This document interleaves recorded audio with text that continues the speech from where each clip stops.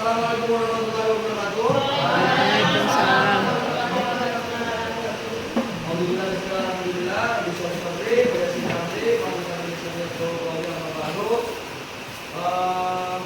Bersyukur kita panjatkan kepada Allah Subhanahu wa taala di mana kita telah diberikan kesempatan belajar iman, Islam dan keluarga sehingga pada hari ini di cuaca yang begitu hujan kita masih bisa berkumpul untuk mengadakan rapat evaluasi nanti dan ini untuk rencana tindak lanjut dari program PKB PJOK Kabupaten Bogor.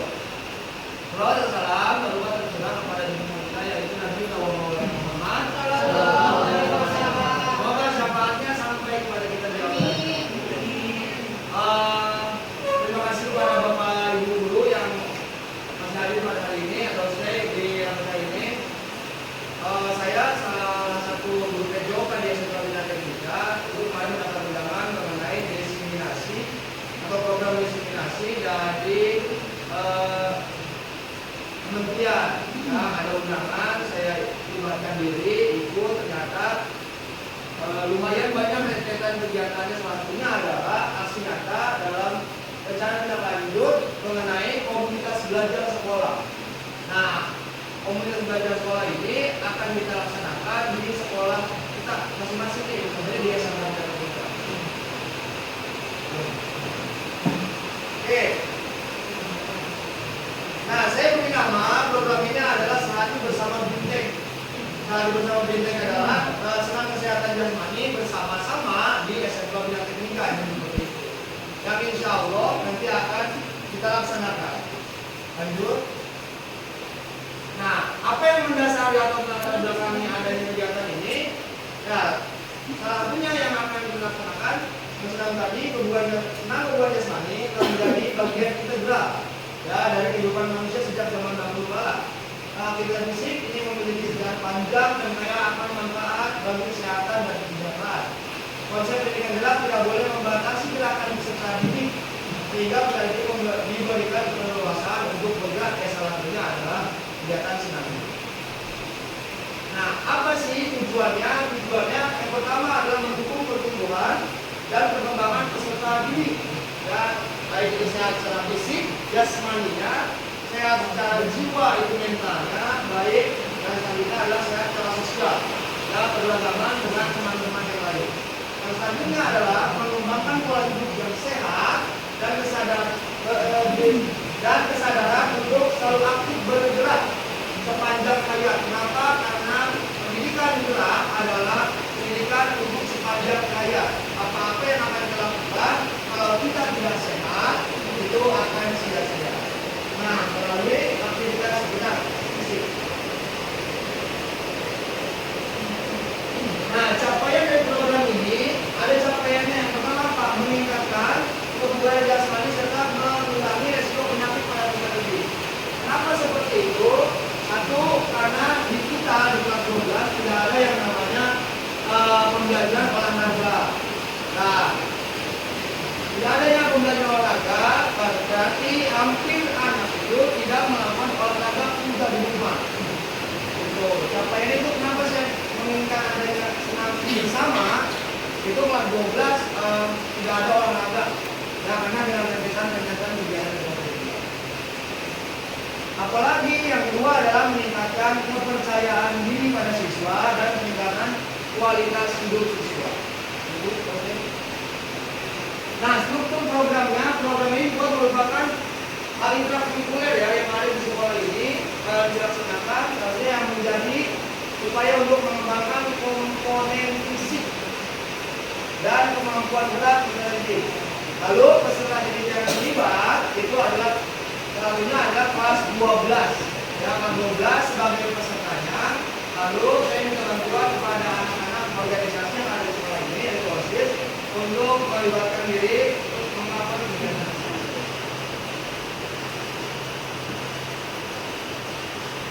Nah, struktur program itu jelas. Pertama, penanggung jawabnya kepala sekolah. Kenapa kepala sekolah?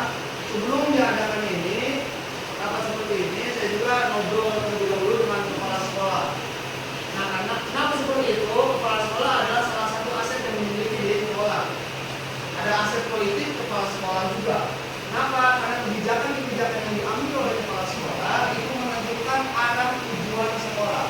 Itu makanya disitu ada aset politik kepala sekolah. Selain itu juga aset manusia siapa?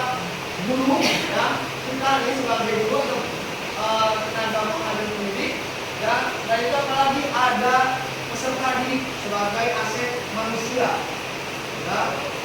Nah, lalu apalagi selain dari kedua aset tersebut ada aset fisik namanya. Aset fisiknya kita bisa manfaatkan lapangan sekolah untuk kita jadikan tempat senam bersama. Ya, selain lapangan ada sound system, ya, lalu mungkin handphone atau laptop untuk musik. Nah, Guru PJOK sebagai fasilitator berkontribusi atau bersinergi dengan guru mapel lain. Contohnya apa? Ada seni. Dan seni itu salah satunya adalah ada tarian. Tarian itu bisa disebut kalau di PJOK namanya senam artistik. Senam yang menggunakan peralatan bantu, selendang dan sebagainya. Selain dari guru mapel ada wali kelas. Pasti melibatkan wali kelas. Kenapa? Karena untuk mendistribusikan informasi kepada siswa-siswa yang ada di kelas, gitu ya. Lanjut, oke. Nah, ini kapasitas yang dimiliki yang tadi yang saya sebutkan. Kalau memiliki kepala sekolah, tenaga pendidik dan pendidik yang profesional sesuai dengan kualifikasi akademiknya. Yang tadi ada aset politik, ada aset manusia. Gitu. Nah, aset politiknya kita luar biasa, aset manusianya pun luar biasa. Apalagi peserta didiknya berjumlah 343 di kelas 12 ini. Ada 343 siswa yang akan kita libatkan dalam program Sehati Bersama BIMTEK. Dan yang selanjutnya ada aset fisik tadi yang disebutkan, sekolah memiliki lapangan yang memadai untuk melakukan kegiatan senam. Bisa menampung 343 siswa secara bersama-sama. Oke, ada rencana, pasti ada evaluasi ya. Walaupun belum dilaksanakan, tapi ada bentuk bagaimana cara kita mengevaluasi kegiatan tersebut. Nah, evaluasi secara menyeluruh dilaksanakan setelah pelaksanaan selesai. Dilihat dari umpan balik peserta didik. Ya, bagaimana kita mengetahui umpan balik peserta didik? Ya, bisa dengan cara wawancara dan sebagainya, atau kita gunakan kuesioner supaya kita menginginkan efektif atau tidak kegiatan yang akan dilaksanakan. Nah, selanjutnya pasti mendokumentasikan kegiatan tersebut atau senam. Lalu itu tadi evaluasinya kuesioner atau wawancara untuk mengukur kebermanfaatan senam, kebudayaan dan sebagainya. Nah, kemungkinan dari ini dan tantangannya adalah kemungkinan tantangan yang akan kita hadapi di depan. Soalnya ada cuaca yang seperti ini nih, ya, dari panas tiba-tiba hujan karena memang sedang pancaroba, gitu. Hujan ke panas, kegiatan dapat ditunda atau diganti di hari lain. Insya Allah kalau bisa diganti di hari lain. Lalu apalagi yang kedua, yang B itu bentrok dengan kegiatan lain di sekolah, gitu. Karena di kita masih banyak kegiatan, ente tanggung kegiatan. Biasanya itu akan menjadi tantangan buat program ini berjalan atau tidak, atau berjalan dengan baik atau tidak.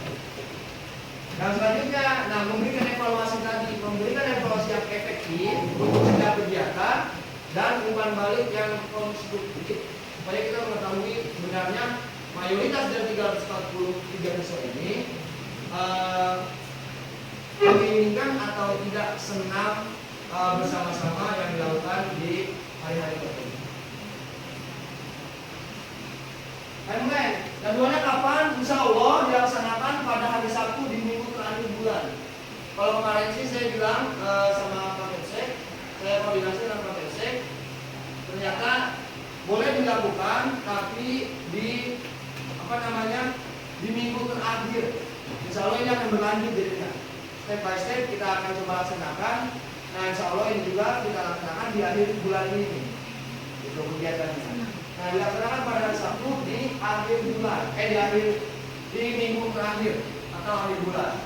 Gitu. Kalau tadi tantangan tadi kalau tidak ada kegiatan lain ataupun cuaca yang mendukung. Oke, baik. Mungkin itu yang bisa dipaparkan dalam program Sehati Bersama Fintech ini. Dari Bapak Ibu, mungkin ada yang ingin bertanya atau ingin menambahkan? Pak, Ya. tadi kalau dilihat dari materinya itu untuk kami hanya kelas 12 saja. Ya. Tidak untuk OSIS. Tapi untuk kelas 10 tidak dilibatkan. Tidak dilibatkan. Gitu. Jadi kenapa seperti itu? Karena kalau kelas 10 itu punya jadwalnya sendiri kan, ada jadwal olahraganya sendiri. Dan di hari Senin, kan, di hari Selasa, atau di hari-hari sampai hari Sabtu. Sedangkan di kelas 12 ini memang kosong, tidak ada pembelajaran olahraga gitu. Tidak ada pembelajaran olahraga, jadi akan kita laksanakan di kelas 12 dulu. Ya, jadi kan tadi akan kita evaluasi jika ada kekurangan di dalam kegiatan tersebut. Berarti kalau kayak gitu kelas 10-nya KBM gitu. Nanti yang kelas 12-nya dia olahraga atau gimana gitu nanti. Ya, bisa jadi seperti itu atau nanti kembali lagi kita dengan kebijakan kurikulum sebagai pemangku jadwal ya di sekolah ataupun ke kepala sekolah. Ada lagi yang lain? Tidak.